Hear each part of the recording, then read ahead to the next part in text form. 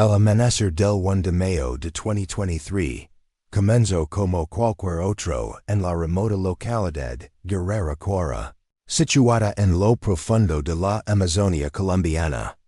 El aire estaba impregnado de humedad, y el canto de las aves se mezclaba con el murmullo distante del río que cuenta. En una pequeña pista de aterrizaje, polvorienta y bordada por vegetación espesa, una avioneta Cessna 206 esperaba inmóvil, como un frágil puente entre dos mundos, el de la selva infinita y el de las ciudades lejanas.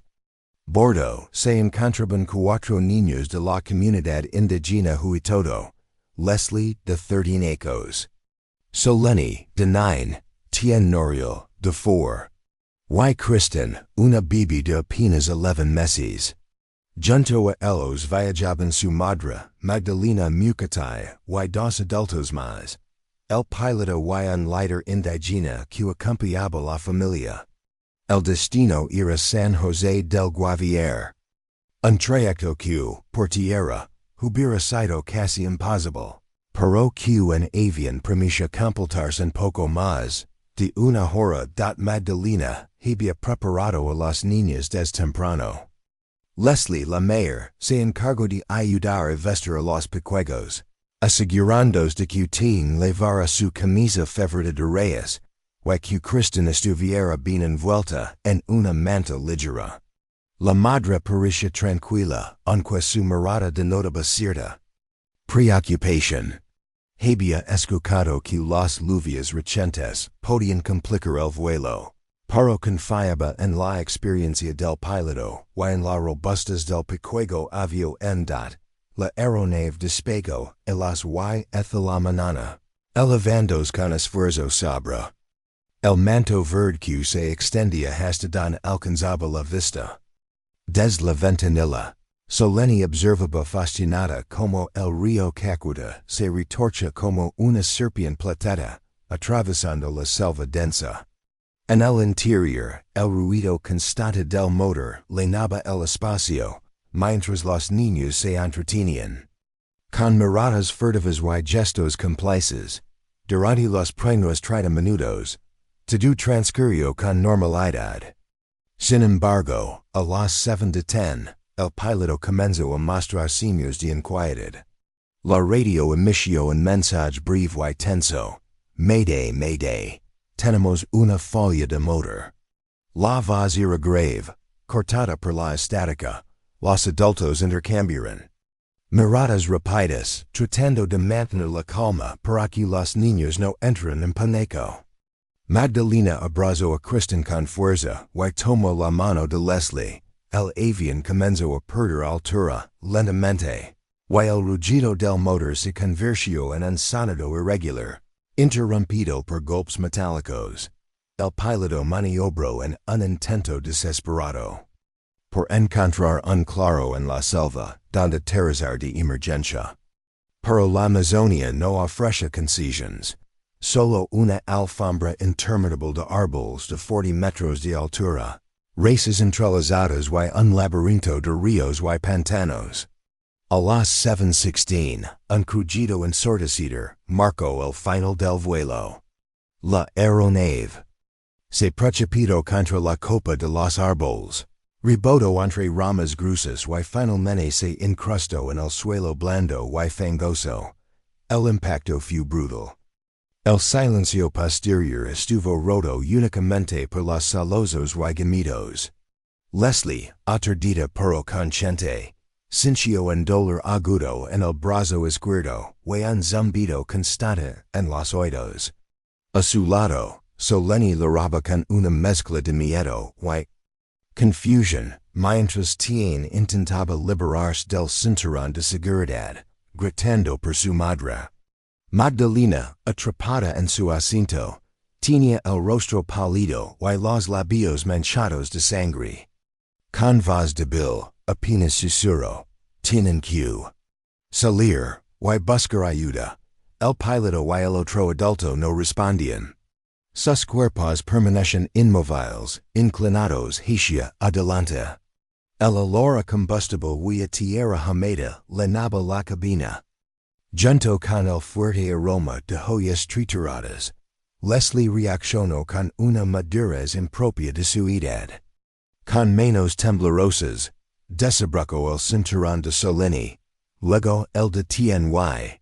Finalmente, tomó en brazos a Kristen.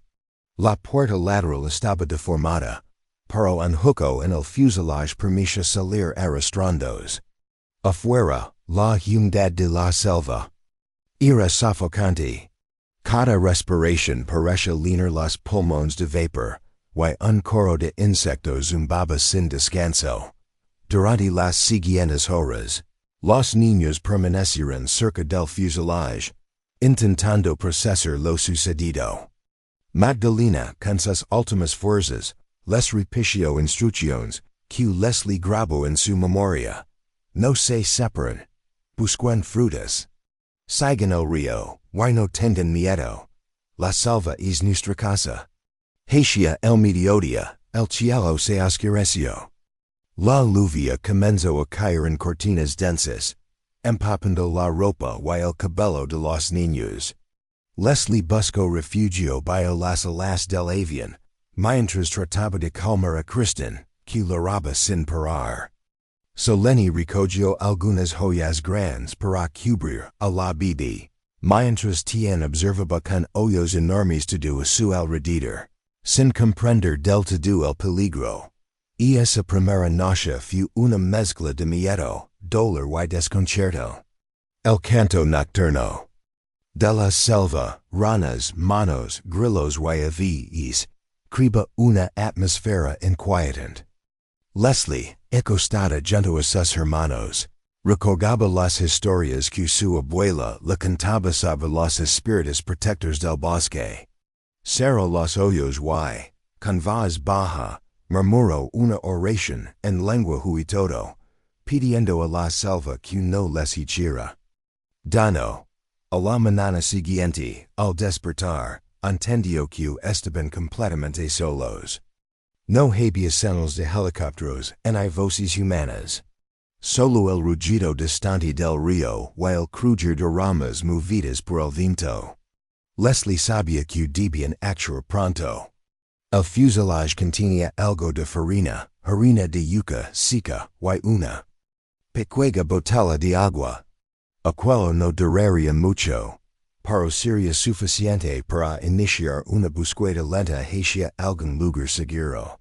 Con paso vacilante, los cuatro hermanos darán sus primeros pasos hacia el interior de la selva, sin saber que su odisea duraría 40 días y que la historia de su supervivencia conmocionaría al mundo entero.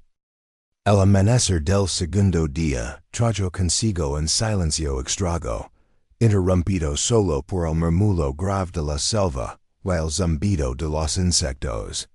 El fuselage de la avioneta, frío y húmedo por el rocío de la noche, ya no parecía un refugio seguro. Leslie observa los restos del accidente con una mezcla de miedo y determinación. Sabía que, aunque quedar cerca del avión podía aumentar las posibilidades de ser encontrados, también significaba estar expuestos a depredadores y, a la intemporalidad. La primera decisión fue revisar lo que quedaba dentro de la aeronave. Soleni, todavía nerviosa, acompañó a su hermana mayor en la inspección. Entre los restos encontraron un paquete de harina de yuca seca, un par de botellas pequeñas de agua, un encendedor que milagrosamente funcionaba, y una bolsa con frutas ya muy maduras. No había mucho más. El piloto había transportado algunas herramientas y ropa extra, pero la mayoría estaba dañada o empapada. Leslie recordó las enseñanzas de su abuela. En la selva, nada se desperdicia. Toma la farina y la guardó cuidadosamente en una bolsa de tela. Luego, recogió trozos de tela de los asientos para usarlos como cobillas improvisadas o vendas. Incluso los cinturones de seguridad, cortados con una pieza de metal afilada. Podrían servir para amarrar ramas y construir un refugio. Vamos a movernos un poco, dio Leslie, mirando a sus hermanos, pero no lejos. Soleni asincio mientras. Tuen la observaba con una mezcla de confianza y dependencia. Kristen, envuelta en la manta, dormía ajena al peligro. Caminar en la selva resultó más difícil de lo que habían imaginado. La humedad hacía que cada paso sobre la tierra blanda se hundiera, y las raíces, como serpientes ocultas, amenazaban con hacerles tropezar. Las hojas grandes y brillantes gotaban agua de la lluvia nocturna, y un olor penetrante a vegetación. En descomposición impregnaba el aire, a media mañana. Leslie tomó una decisión estratégica. Establecerían un refugio temporal a unos metros del fuselage, en un sitio donde la vegetación formaba un techo natural. Ali, utilizando ramas caídas y hojas de palma, improvisaron una pequeña choza. No era perfecta, pero ofrecía sombra y cierta protección contra la lluvia. Y esa tarde, Leslie y Soleni exploran un radio cercano en busca de frutas. Encontraron algunas bayas y guamas, venas largas con pulpa dulce, aunque Leslie dudó antes de comerlas. Recordaba que no todas las frutas eran seguras, pero la necesidad de alimentar a sus hermanos la llevó a probar primero pequeñas cantidades. La farina fue repartida en porciones mínimas, mezclada con agua para hacer una especie de masa blanda que, aunque insípida, mantenía el estómago lleno. La noche del segundo día fue en más dura que la anterior. Los insectos parecen multiplicarse. En la oscuridad, los zancudos, atraídos por el calor corporal, zumbaban junto a los oídos. Y pequeños escarabajos recorrían las ramas del refugio. Leslie no durmió casi nada. Permaneció alerta, escuchando los ruidos de la selva, el lejano rugido de un jaguar, el batir de alas de aves nocturnas, y el crujido de ramas que se rompían bajo el peso de animales invisibles dado al amanecer del tercer día. El hambre comenzó a apretar con más fuerza. La farina se estaba acabando, y las frutas gélidas no serían suficientes para los cuatro. Leslie decidió que debían seguir el consejo de su madre. Buscar el río. El sonido del agua, aunque débil, llegaba a ratos con el viento. Ella sabía que los ríos podían ofrecer no solo agua dulce, sino también más probabilidades de encontrar otros humanos, o al menos rastros de ellos. Hoy vamos a seguir el sonido del agua, anunció, con un tono que intentaba sonar seguro. La marca fue lenta. Cada pocos metros, Leslie debía detenerse para esperar o ajustar la manta de Kristen. Soleni ayudaba a cargar pequeños objetos, demostrando una valencia admirable para su edad. En el camino encontraron un rastro de huellas pequeñas, podían ser de un armadillo o un tapir joven. Leslie decidió no seguirlas. El objetivo era el río. Después de casi 2 horas de avanzar entre árboles gigantes y enredaderas, un brillo plateado apareció entre la vegetación. Era un brazo estrecho de río, de aguas turbias pero en movimiento constante. Leslie probó un sorbo, primero en sus manos, y luego dio de beber a sus hermanos. El agua tenía un sabor terroso, pero era fresco y vital. Ali lavaron las frutas, llenaron las botellas, y se refrescaron. La llegada al río marcó un cambio en la dinámica.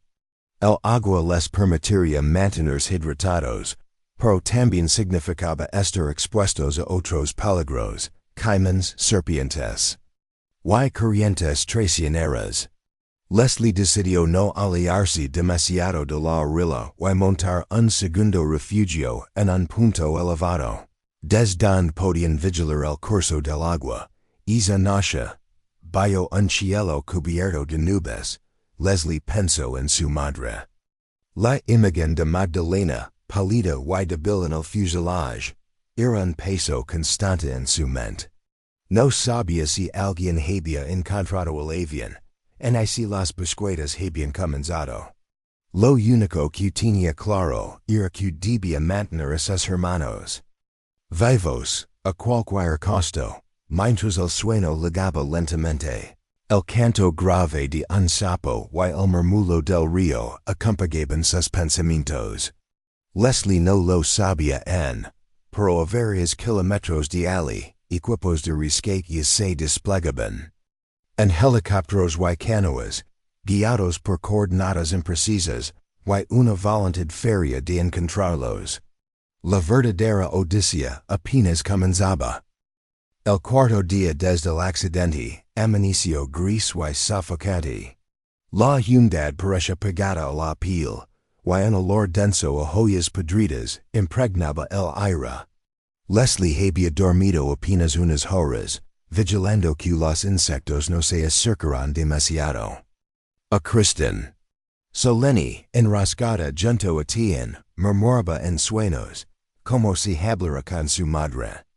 El río, con su murmullo constante, se había convertido en una presencia familiar, pero también en un recordatorio del aislamiento en el que se encontraban, a decenas de kilómetros de distancia, en San José del Guaviare, un equipo de rescate militar y miembros de la comunidad indígena Huitoto se reunían en torno a un mapa arrugado.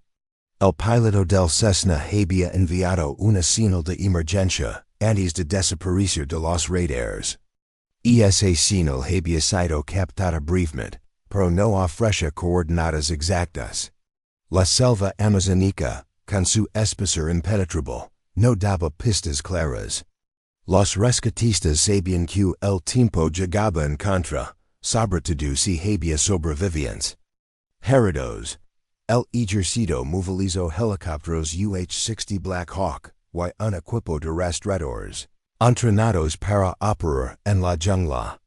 A ellos se sumaron decenas de hombres y mujeres de las comunidades locales, conocedores de cada sendero oculto, de cada sonido que podía diferenciar lo natural de lo extraño.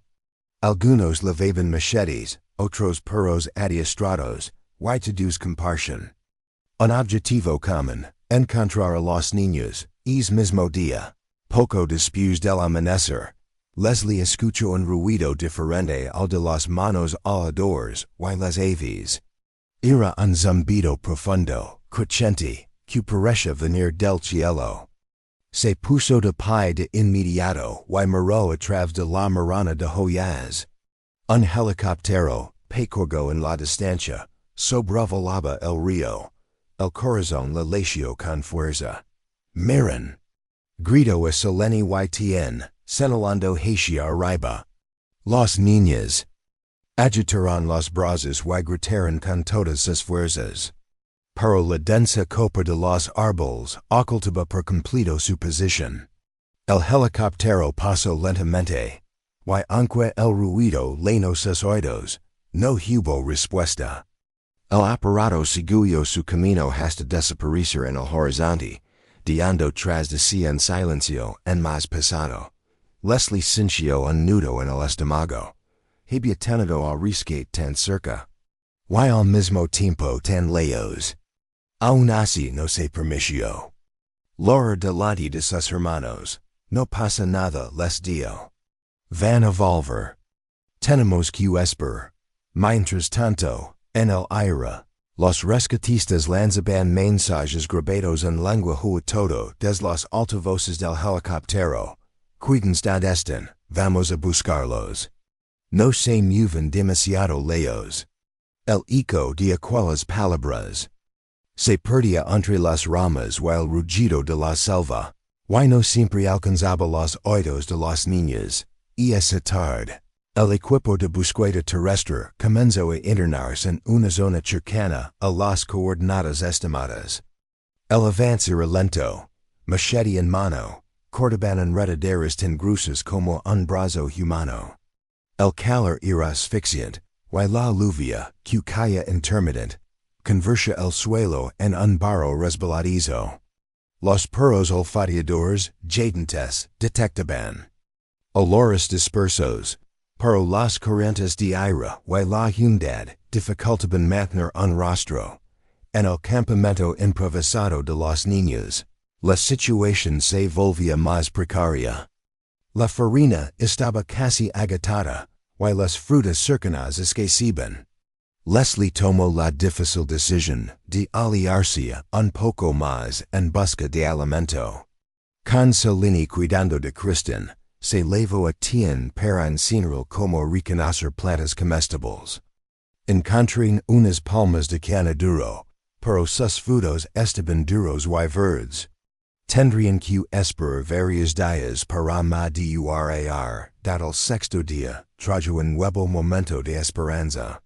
Un ruido liano, esta vez más grave y constante, les hizo mirar de nuevo al cielo. Era otro helicóptero, que sobrevolaba en círculos. Leslie tomó una rama y encendió el encendedor, tratando de iniciar un pequeño fuego. Pero la humedad había empapado toda la línea. Apenas logró humo blanco, débil y disperso. Por unos instantes, creyó que la nave había reducido la altura. Pero pronto volvió a elevarse y se perdió de vista. El peso de la decepción cayó sobre ellos como lluvia que, minutos después, comenzó a azotar con fuerza. En paralelo, los rescatistas encontraban sus primeras pistas concretas. En un claro cercano a un afluente del río Apaporis, hallaron restos de frutas comidas, huellas, pequeñas y una botella vacía. El hallazgo revivó el ánimo. Si los niños seguían moviéndose, en había esperanza. El comandante del operativo ordenó ampliar el perímetro de búsqueda, y dar migajas de supervivencia, paquetes de comida, botellas de agua y mensajes grabados colgados en bolsas de plástico de las ramas, con la esperanza de que los encontraran, pero en la selva, la lógica humana y la naturaleza rara vez coinciden. Una bolsa con víveres quedó colgando apenas 200 metros del refugio improvisado de los niños, invisible para ellos tras una muralla de foliage. En la noche, un grupo de manos capuchinos se apoderó de parte del contenido, rompiendo los empaques y derramando el agua es a misma noche. Mientras los rescatistas descansaban en hamacas bajo toldos impermeables, Leslie arropaba a Kristen, que lloraba sin consuelo. Miró hacia la oscuridad, y pensó en las voces que había escuchado a lo lejos, en el zumbido de las hélices, en la certeza de que había humanos buscándolos. Sin embargo, la selva seguía siendo un laberinto indiferente. Y ella sabía que cada día sin ser encontrados, era un día más. Dres, istencia. Lo que en los niños en los rescatistas sabían, todavía, era que los próximos días traerían no solo más intentos fallidos de contacto, sino también desafíos en más duros, animales peligrosos, tormentas violentas y la prueba constante de mantener la esperanza viva. El amanecer del séptimo día trajo un silencio inquietante. La lluvia había cesado durante la noche, y el cielo amaneció cubierto por una neblina espesa, que hacía que cada árbol pareciera más alto, más distante, más extraño. Leslie despertó con el sonido de algo moviéndose entre la vegetación cercana. Se incorporó lentamente, intentando no alarmar a sus hermanos. Solini, que dormía abrazada a Kristen, abrió los ojos y preguntó en voz baja: ¿Qué fue eso? Leslie guardó silencio concentrada. El sonido se repetía, Hoyas sicas crujian bio un peso ligero, ritmico. No era el paso de un jaguar, en el salto errático de un mono. Era más pasado, más humano, contuvo el aliento, esperando. Pero en lugar de escoger una vaz, lo que luego fue el chasquido de ramas cortadas. Leslie pensó en gritar, pero el miedo a que fuera alguien peligroso, la mantuvo en silencio. Recordó las advertencias de su madre, no confiar en desconocidos en lugares remotos. El ruido se alejó lentamente, y cuando se animó a asomarse, no vio nada más que la niebla deslizándose entre los troncos.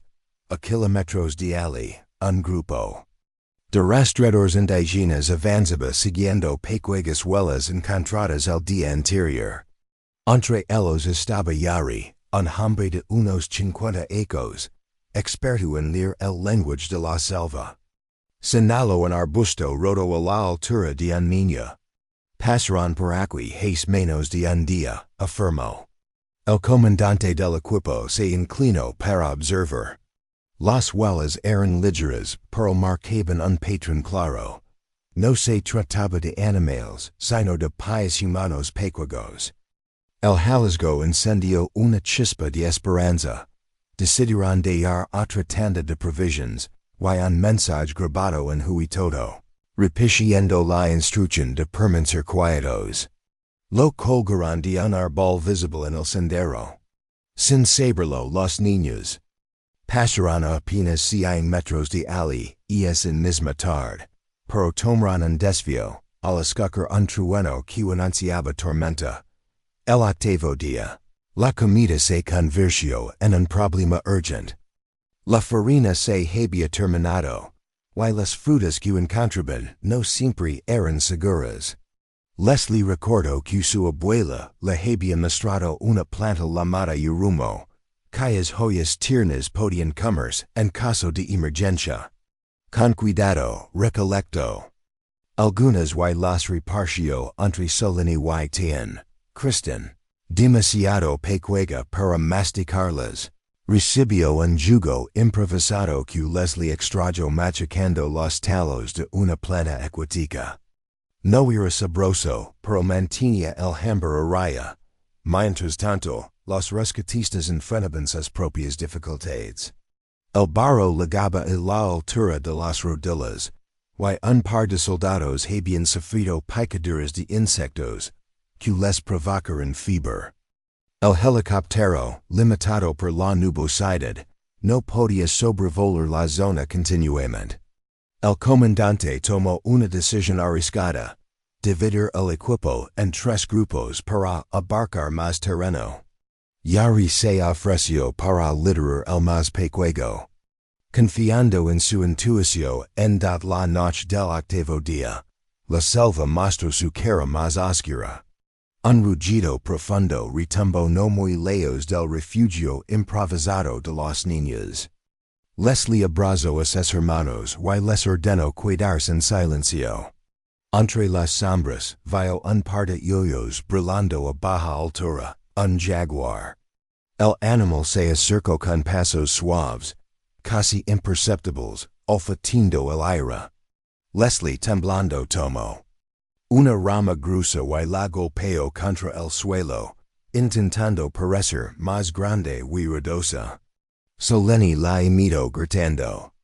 El felino los observa unos segundos eternos, luego desapareció entre los arbustos con un movimiento silencioso. Y esa noche nadie durmió. El noveno día amaneció con un rayo de esperanza. Leslie escuchó voces reales, cercanas. Eran hombres, hablando en una lengua que no reconoce del todo, pero no eran los murmullos del viento ni el grito de aves.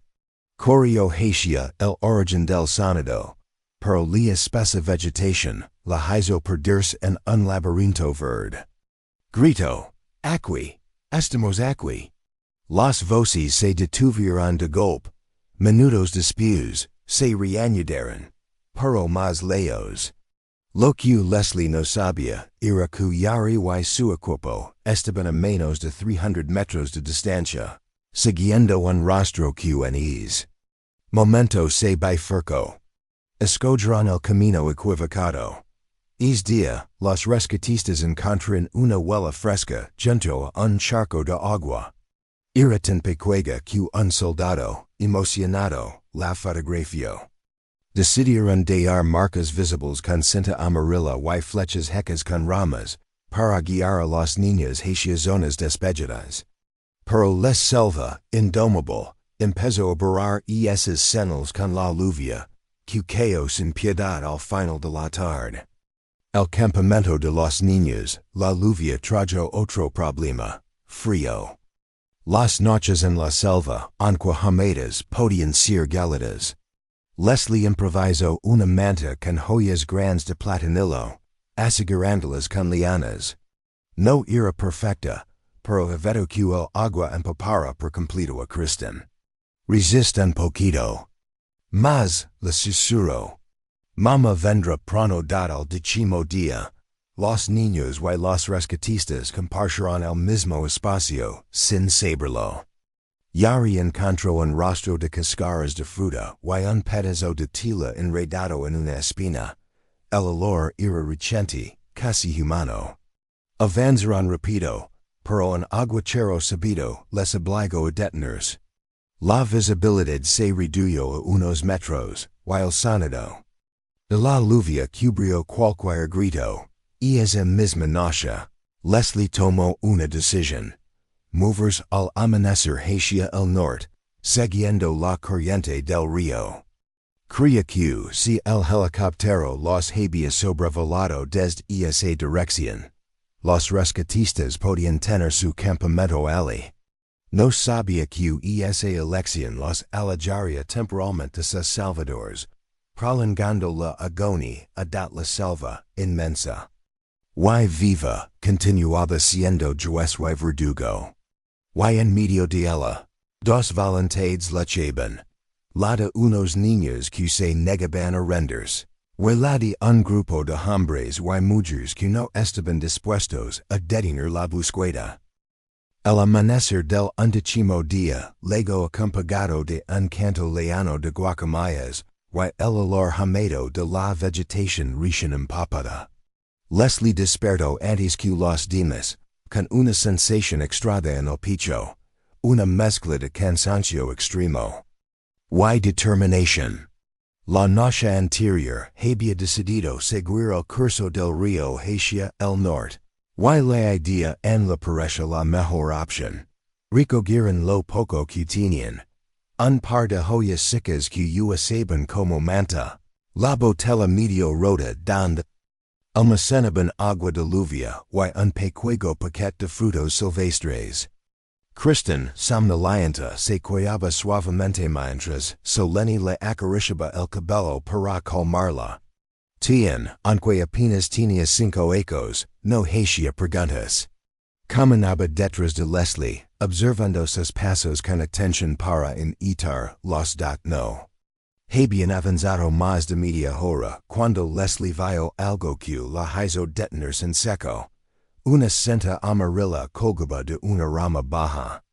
Estaba añadida con cuidado, y en el extremo tenía un trozo de plástico que reflejaba la luz del sol. Miren, exclamó, señalándola. Selene la toca con cautela. Era suave y olía a algo extraño, como a gasolina o aceite.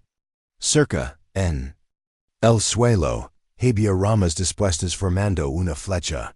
Leslie no entendía el mensaje exacto, pero supo que no era algo natural. Es una señal. Nos están buscando, susurró. Y por primera vez en días sonrió con un destello genuino. Esa flecha señalaba hacia un claro más adelante. Pero llegar allí implicaba cruzar un pequeño barranco cubierto de raíces y barro resbaladizo. Leslie vio primero, tanteando con los pies para encontrar apoyo. Luego ayudó a Tien. Cuando fue el turno de Selene, la niña perdió el equilibrio. Leslie intento agarrarla, pero soleni cao de lado, golpindos el hombro, y rodando hasta el fondo. Del barranco, un grito breve y seco se escapó de su boca. Leslie bailó de inmediato, con Kristen en brazos. Soleni estaba sentada, apretándose el hombro derecho y con lágrimas acumulándose en los ojos. No, creo que este roto.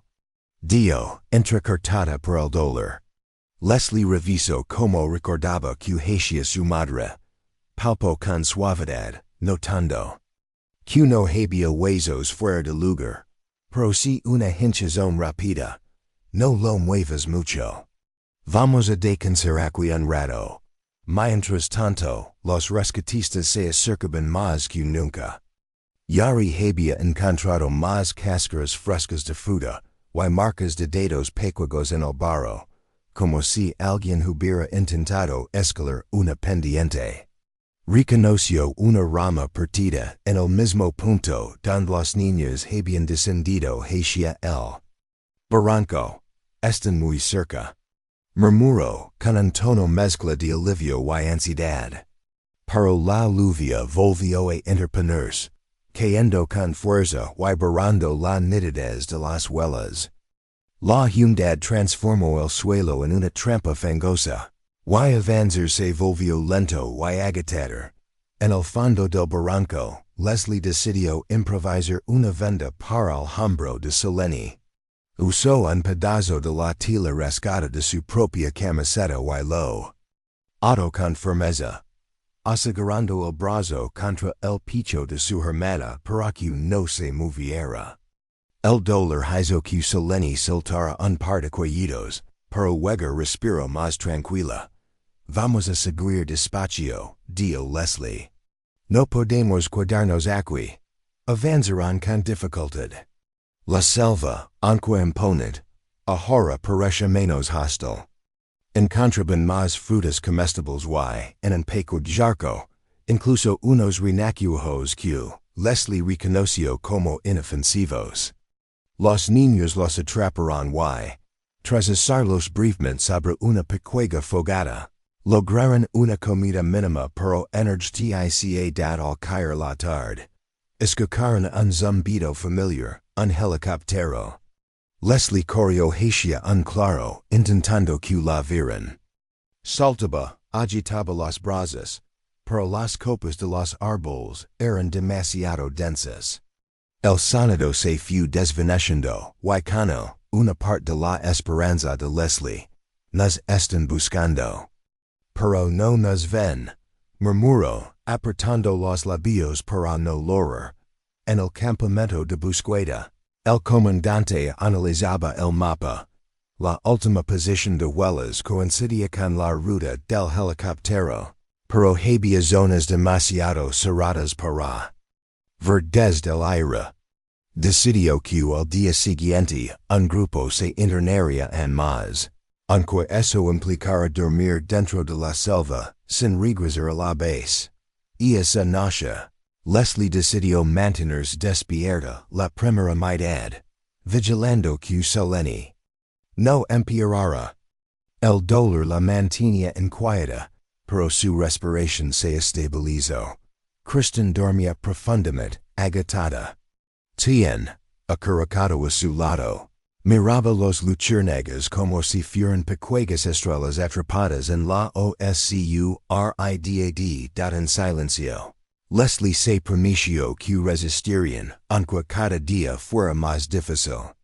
No sabía cuántas noches más pasarían allí, pero algo dentro de ella le decía que el final estaba cerca. Y, en efecto, en la oscuridad de la selva, a menos de medio kilómetro, Yari y su equipo encendían una pequeña fogata protegida por joyas grandes. No lo sabían, pero al amanecer, sus caminos y el de los niños estaban destinados a cruzarse. O perderse por última vez.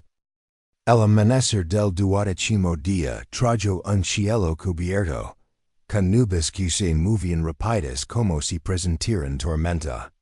Leslie despertó sobresaltada al escuchar un sonido unusual, Pasos noga animales, sino pasados metidos, rompiendo ramas. Sicas. Miró a su alrededor, y notó que los otros seguían dormidos. Cristian respiraba con suavidad. Tien estaba enroscado como un gato y solene, aunque se movía poco por el dolor en el hombro. Parecía de cáncer. Leslie se levantó con cuidado y avanzó unos metros. Entre la espesura, creyó ver una figura humana. Llevaba algo colgando a la espalda y un machete en la mano. El corazón de Leslie comenzó a golpear en el pecho. Pensó en gritar, pero el recuerdo de las historias de su abuela sobre personas peligrosas en la selva la detuvo. No podía saber si se trataba de un rescatista o de alguien que pudiera hacerles daño. Retrocedió en silencio, sin apartar la vista del lugar donde había visto moverse la silueta. Cuando volvió con los demás, decidió no decir nada, solo. Apuró el momento de recoger sus cosas. A unos cientos de metros, Yari y su equipo encendían un pequeño fuego para calentar café. Uno de los voluntarios aseguraba haber escuchado algo, un murmullo suave como el de voces de niños, pero la lluvia de la noche anterior había apagado el eco y nadie pudo confirmarlo. A pesar de la fatiga, el grupo estaba convencido de que los pequeños estaban cerca, encontraban huellas recientes, ramas cortadas con manos pequeñas y hasta un debullo infantil hecho con carbón sobre la corteza de un árbol. Leslie, por su parte, decidió cambiar de rumbo. El río que habían seguido comenzaba a hacerse más ancho y el suelo alrededor se volvía peligroso. Lodo profundo en el que el pie se hundía hasta el tobillo. Guiando con paciencia a sus hermanos, optó por internarse de nuevo hacia la vegetación más densa. La decisión sin saberlo los aliaba del punto exacto donde Yari había planeado peinar el terreno ese día. El calor aumentó, y con él, el zumbido incesante de los mosquitos. Tien empezó a rascarse los brazos con desesperación y Cristian se quejaba de sed. Leslie logró encontrar un tronco hueco que recogía agua de lluvia limpia. Mientras bebían, escucharon un rugido grave en la distancia. No era un trueno, sino el rugido de un jaguar. Todos se quedaron inmóviles. La selva de pronto se volvió un lugar mucho más pequeño y amenazante. Leslie sabía que no podían quedarse quietos mucho tiempo. Siguieron avanzando hasta llegar a una zona donde los árboles eran más bajos y la del día se filtraba con fuerza. Ali, para su sorpresa, encontraron un pañuelo rojo colgando de una rama. No era de ninguno de ellos. Lo tocaron con cuidado. Estaba húmedo pero olía a humo, quizá de una fogata reciente. Debe ser de ellos, murmuró Selene. La esperanza volvió a encenderse. Mientras tanto, Yari y su equipo entraban en un sector más complicado. Un deslizamiento de tierra había bloqueado parte del camino, obligándolos a rodear. Y esa desviación les hizo perder 2 horas, y sin saberlo, los colocó detrás de la ruta que los niños habían tomado. El cielo comenzó a oscurecer. La humedad crecía en el aire, densa y pegajosa, como el preludio de una lluvia torrencial. El encuentro que parecía inminente y esa mañana se desvaneció cuando la tormenta estalló.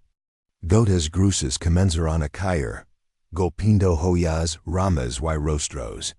En cuestión de minutos, el suelo se convirtió en barro resbaladizo y el agua del río creció con fuerza peligrosa.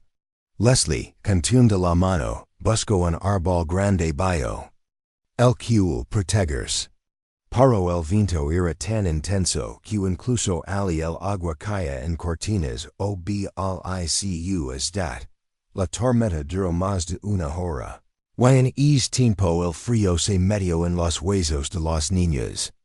Soleni temblaba, apretando los dientes para no castigar. Kristen lloraba sin fuerza.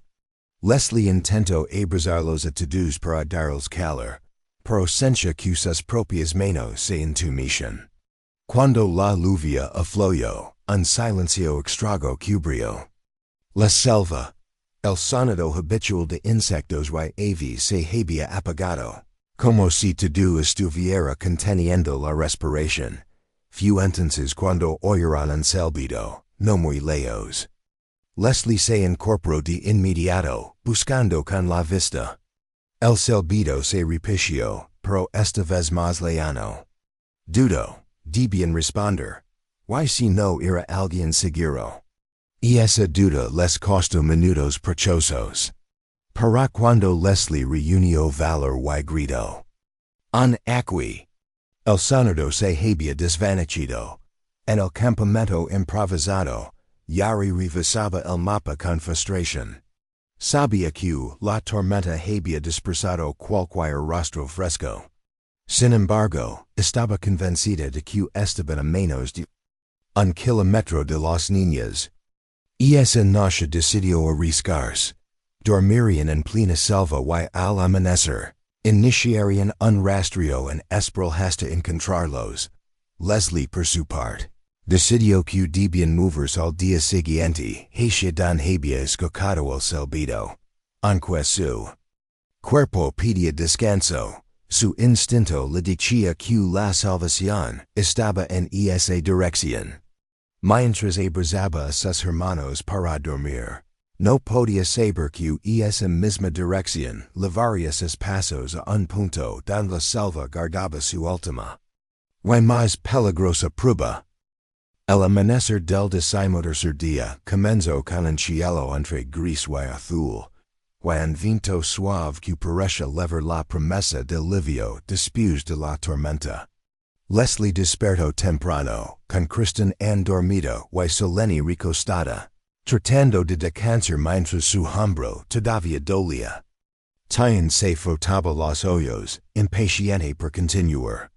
El instinto de Leslie le decía que hoy podían acercarse a la salvación, que los rescatistas estaban cerca, recogieron las provisiones mínimas, un puñado de frutos silvestres, agua del tronco, juco que habían encontrado y las joyas que improvisaban como manta.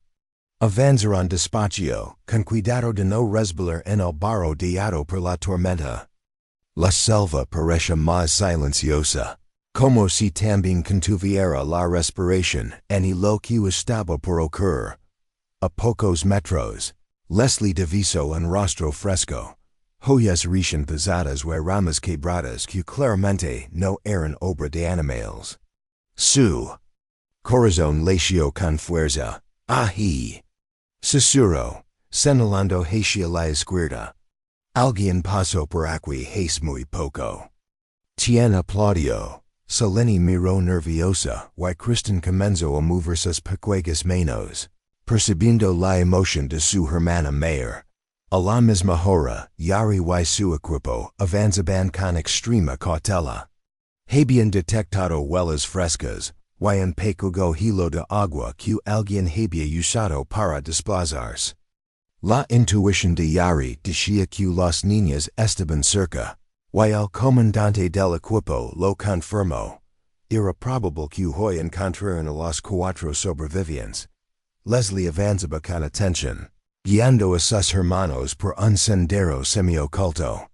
Cuando giró un tronco caído, sus ojos se encontraron con algo que le hizo contener el aliento.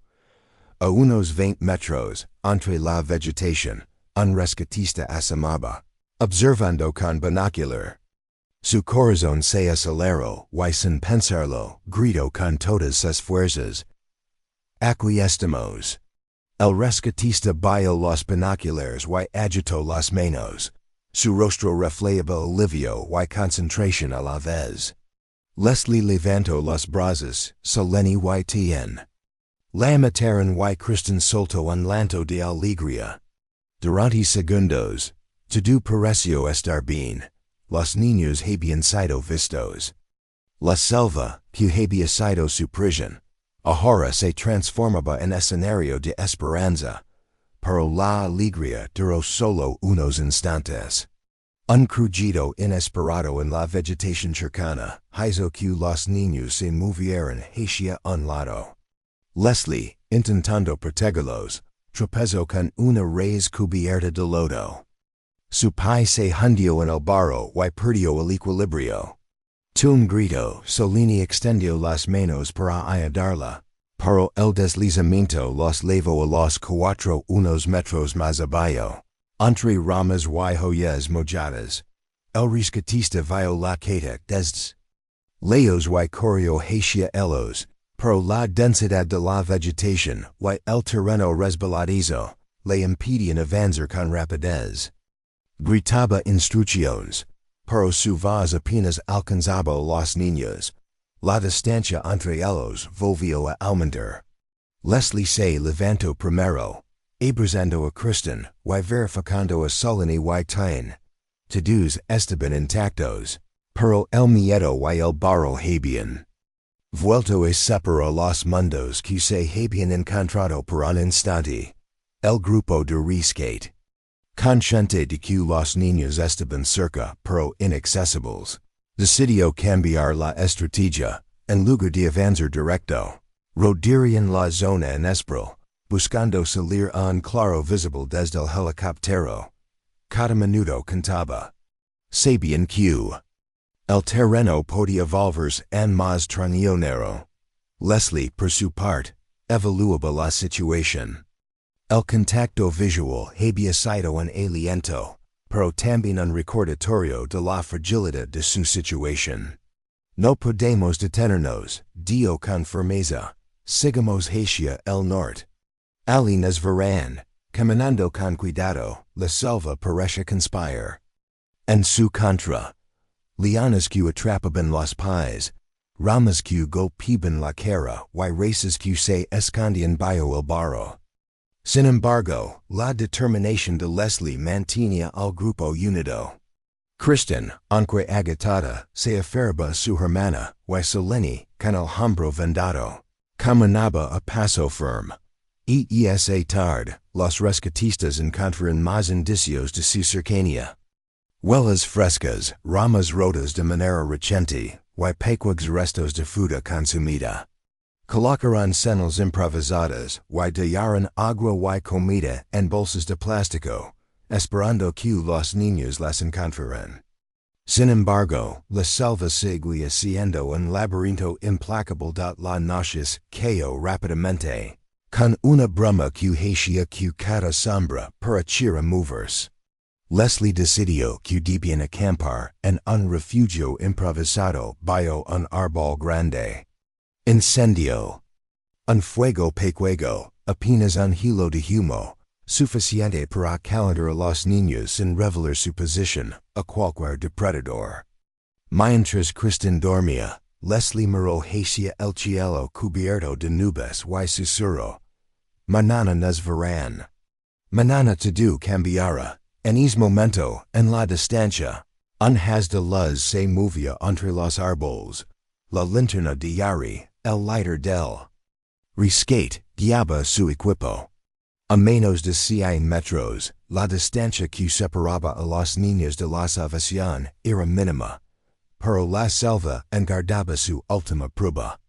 Un tronco resbaladizo y el barro podían separarlos nuevamente, pero la esperanza, por primera vez en casi 2 semanas, brillaba con fuerza. El amanecer del 14º día, llegó con un aire fresco que parecía limpiar la humedad acumulada de la selva. Leslie despertó antes que los demás, sintiendo una mezcla de ansiedad y esperanza. La noche anterior había visto luces leonas, que se movían entre los árboles y había escuchado voces, señales claras de que los rescatistas estaban cerca. Su corazón latía con fuerza. Pero esta vez no era miedo, era determinación. Recogieron sus pertenencias mínimas, unas joyas secas. La botella de agua y unos pocos frutos silvestres. Kristen dormía, y Leslie la abrazó con cuidado. Mientras Solani ayudaba a colocar la manta improvisada alrededor de su hombro. Tuan, inquieto, miraba hacia los árboles, esperando cualquier señal de los adultos al avanzar. Leslie divisó una luz parpadeante entre la vegetación. Esta vez, no eran sombras ni simples reflejos, era la linterna diaria, guiando a su equipo por un sendero que los acercaba directamente al grupo. Leslie comprendió de inmediato que la oportunidad de ser encontrados había llegado. Ali están. Gritó Leslie, levantando los brazos y moviendo las manos para llamar la atención. Tuan y Solani le mataron, y Kristen despertó con los movimientos y los gritos. Confundida pero reconocible para el ESLY. El equipo de rescate reaccionó inmediatamente. Yari veo del pequeño claro en el que se encontraba y corrió hacia los Niños mientras otros miembros del equipo permanecen atentos alrededor, asegurando el perímetro y revisando que no hubiera animales peligrosos cerca. El corazón de Leslie latió con fuerza. Finalmente, alguien estaba allí para ELLOS. El primer contacto fue caudaloso. Yari se agachó lentamente y extendió la mano hacia Leslie, sonriendo con una mezcla de alivio y ternura. Hola. No tengan miedo, dio con voz calmada. Estamos aquí para ayudar los él es el y miró a sus hermanos y asintió. Con cuidado se acercaron a los rescatistas, que les ofrecieron agua y palabras de tranquilidad. Kristen, con los ojos enjamados, se abrazó a Leslie, mientras Solani y Teen seguían sus pasos. Por primera vez en casi 2 semanas, los niños sintieron que la amenaza de la selva se disipaba un poco. Sin embargo, la alegría del reencuentro no duró mucho. El terreno seguía siendo peligroso, lodo profundo, raíces traicioneras y ramas caídas dificultaban cualquier desplazamiento rápido. Además, el río cercano, que Leslie había seguido fielmente durante los últimos días, comenzaba a crecer por las lluvias de la madrugada. Yari evaluó rápidamente la situación. Necesitaban evacuar a los niños, pero era imposible llevarlos a la zona despejada sin arriesgar que alguno cayera o se lastimara. Decidió entonces organizar un plan. Formarían una cadena humana, tomando a los niños de la mano mientras avanzaban lentamente, protegiéndolos del barro y los obstáculos. En el avance fue tenso y agitador. Cada paso requería concentración. Cada raíz podía ser una trampa. Tuan, temblando de frío y hambre, se apoyaba en Leslie, mientras Kristen se mantenía pegada a su hermana mayor. Solani, a pesar del dolor en su hombro, caminaba con firmeza, siguiendo las instrucciones de Yari. Durante el trayecto, los rescatistas encontraron más señales de la tormenta, ramas caídas que bloqueaban el paso, charcos profundos y lodo resbaladizo.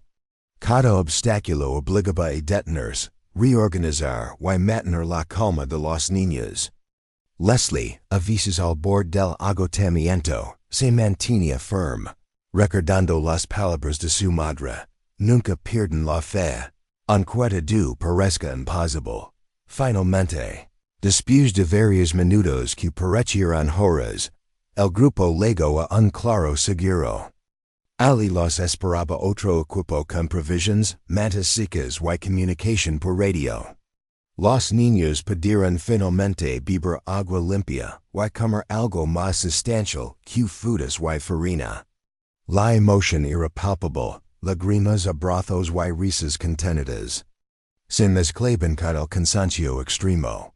Aun así, la selva no había cedido completamente. El terreno, fangoso, impedía la llegada inmediata de vehículos. Yari decidió que la evacuación final se haría con cuerdas y un camino improvisado. Hasta la zona donde los helicópteros podrían aterrizar. La tensión permanecía. Cada paso debía ser medido, y la paciencia era la clave para evitar accidentes. Mientras se preparaban para la evacuación final, Leslie abrazó a sus hermanos y susurró: "Ya casi hemos terminado. Solo un último esfuerzo." Los rescatistas reforzaron la seguridad, asegurando cada paso con cuerdas y manteniendo a los niños cerca. Era un momento delicado. Por un lado, la alegría de haberlos encontrado. Por otro, la responsabilidad de trasladarlos con seguridad a la zona de rescate. Por primera vez en días, los niños podían mirar a los rescatistas y ver en sus ojos la certeza de que la pesadilla estaba por terminar. La selva, aunque todavía presente, parecía perder parte de su amenaza, y la firme presencia de quienes estaban allí para salvar a los del encuentro, aunque parcial, marcaba un punto de inflexión. La esperanza se transformaba en acción, y cada paso hacia la evacuación final acercaba a los niños a reencontrarse con su madre y la vida que habían dejado atrás. El 15º día amaneció con un cielo despejado, aunque con nubes bajas que indicaban que la humedad estaba presente. Leslie despertó temprano, con Kristen entre sus brazos y Selene recostada a su lado. Tonya estaba inquieto, mirando hacia la vegetación, ansioso por continuar. La noche anterior habían logrado un contacto parcial con los rescatistas, pero la evacuación completa dependía de superar los últimos obstáculos de la selva. Yari y su equipo revisaban meticulosamente el terreno. El barro y las raíces traicioneras seguían siendo un riesgo, y cualquier descuido podría provocar una caída peligrosa. Se decidió que cada niño sería guiado de la mano por un rescatista experimentado, mientras los demás aseguraban el paso con cuerdas y ramas. La prioridad era mantener a los pequeños unidos y alejarlos de cualquier peligro.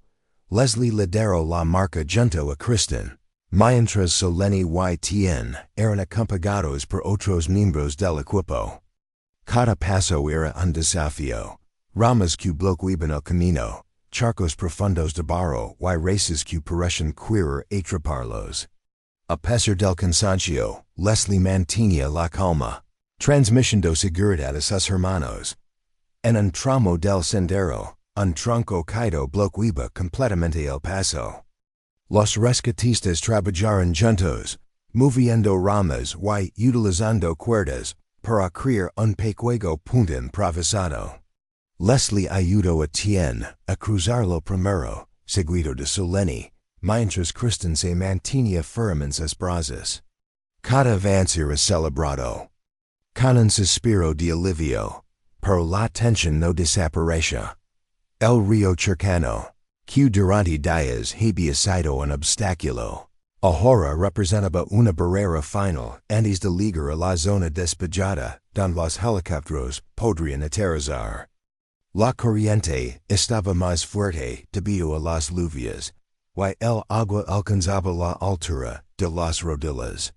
Leslie, con Kristen protegida, se adentró lentamente, guiando a los demás paso a paso. Los rescatistas a su lado aseguraban que nadie resbalara, y que cada movimiento fuera seguro al llegar a la orilla opuesta. Los niños estaban empapados y cubiertos de barro, pero seguros. Yari dio la señal. El helicóptero podría aterrizar en breve. Los niños miraron el cielo con asombro. Por primera vez en casi 2 semanas, Un vehículo humano estaba allí para llevarlos a un lugar seguro. La llegada del helicóptero no fue inmediata. La zona de aterrizaje estaba cubierta de ramas y vegetación baja. Los rescatistas con esfuerzo despejaron un área suficiente para que el aparato pudiera sin riesgo. Durante esos minutos, los niños se abrazaban entre sí, temblando de frío y emoción, mientras Leslie murmuraba palabras de ánimo. Ya casi estamos. Solo un poco más. Finalmente, el helicóptero aterrizó con fuerza, levantando un remolino de hojas y polvo. Los pilotos abrieron las puertas y los rescatistas ayudaron a los niños a subir uno por uno. Kristen, agotada, fue levantada por Leslie y entregada a un miembro del equipo que la acomoda en un asiento seguro. Solini y Tyan se sujetaban de la mano, observando la selva que los había retenido durante casi 2 semanas. Mientras el helicóptero despegaba, los niños pudieron mirar hacia abajo y ver la extensión infinita de la selva amazónica. Cada árbol, cada sombra, cada sonido recordaba la dureza de su supervivencia. Leslie cerró los ojos por un instante, dejando que el viento golpeara su rostro, sintiendo por primera vez en días la certeza de que la pesadilla estaba por terminar. En tierra, el equipo de apoyo aguardaba para recibirlos. Médicos y psicólogos estaban preparados para atender cualquier herida o shock emocional. Los niños fueron cubiertos con mantas secas, alimentados con agua y comida caliente, y revisados cuidadosamente. La emoción era palpable, lágrimas de alivio y abrazos llenaban el lugar mientras los rescatistas compartían sonrisas y palabras de aliento. Aunque físicamente agotados, los niños comenzaron a sentirse más seguros. Leslie, sosteniendo a Kristen, miró a sus hermanos y susurró: "Lo logramos. Estamos a salvo." Sin embargo, los rescatistas sabían que la recuperación no sería inmediata. El hambre, la exposición al frío y la tensión constante durante los días en la selva habían dejado secuelas. Se les trasladó a un centro de atención temporal, donde podían descansar, recibir atención médica y, lo más importante, comunicarse con sus familias. La primera llamada de Leslie fue para su madre. La voz al otro lado del teléfono estaba entre lágrimas y sollozos de alegría. El reencuentro se sentiría pronto, y aunque los niños habían pasado por una experiencia traumática, sabían que habían sobrevivido gracias a la valencia de Leslie y a la incansable labor de los rescatistas. Mientras el sol comenzaba a descender, bañando la selva en tonos dorados y anaranjados, el helicóptero regresaba a la base, con los niños a bordo. La selva cuidaba atrás con su misterio, su peligro y su majestuosidad. Para los niños, aquel día marcaba no solo la salida de la jungla, sino el regreso a la vida, la seguridad y la familia. El 16º día amaneció con un cielo despejado, bañando con luz cálida el centro de atención temporal, donde los niños habían sido trasladados. Leslie despertó con Kristen acurrucada junto a ella y Selene apoyada a su lado. Tyan, siempre inquieto, miraba por la ventana, fascinado por los colores brillantes y los sonidos distintos de la ciudad cercana a la selva. La sensación de seguridad era palpable, y por primera vez en más de 2 semanas, los niños podían respirar sin temor. Los médicos revisaban cuidadosamente a cada uno, asegurándose de que no hubiera secuelas graves de la exposición al frío. La humedad y la fatiga Leslie y Seleni fueron atendidas primero, aunque Leslie insistía en cuidar de sus hermanos, antes de atenderse a sí misma. Kristen, pequeña y delicada, recibió atención especial, y tan, sorprendente resilient. Ya mostraba señales de recuperación, notable el primer contacto con sus familias fue organizado con sumo cuidado. Cuando la madre de Leslie llegó al centro, las lágrimas comenzaron a correr de inmediato. La madre de Kristen y Seleni también se unió al abrazo. Los cuatro niños corrieron hacia los brazos de sus madres, llorando de alivio y alegría contenida. Leslie sostuvo a Kristen con fuerza mientras abrazaba a Seleni y Tain al mismo tiempo, sintiendo como el miedo y la tensión de los días anteriores comenzaban a desaparecer. Los rescatistas observan en silencio, con sonrisas llenas de satisfacción y orgullo. Yari, quien había guiado al equipo durante la búsqueda, se acercó a Leslie y le dijo: "Gracias a ti, tus hermanos y ti sobrevivieron. Tu valencia salvó sus vidas." Leslie sonrió débilmente, and con lágrimas en los ojos, y respondió: "No lo hubiera logrado sin ustedes. Nunca los olvidaré." Con el paso de las horas, los niños fueron estabilizados, alimentados, y descansaron bajo la supervisión médica. Los psicólogos comenzaron sesiones de contención emocional, ayudándoles a procesar el trauma vivido en la selva. Poco a poco, la tensión y el miedo comenzaron a transformarse en historias compartidas, risas tímidas y relatos de los momentos que lograron superar juntos al caer la tarde. El director del centro de atención organizó un pequeño encuentro con todos los rescatistas y voluntarios. Ellie, Leslie y sus hermanos pudieron agradecer personalmente a quienes habían arriesgado sus vidas para encontrarlos. Cada gesto de gratitud, cada abrazo y cada palabra suscitaban sonrisas y lágrimas. Entre los presentes, era un reconocimiento colectivo del esfuerzo y la valencia de todos. En un momento de calma, Leslie tomó la palabra frente al grupo. Quiero decirles a todos que aunque lo que vivimos fue aterrador, nunca perdimos la esperanza, gracias a su esfuerzo y a la fuerza que nos demos entre hermanos, sigamos aquí. Nunca olvidaremos lo que hicieron por nosotros.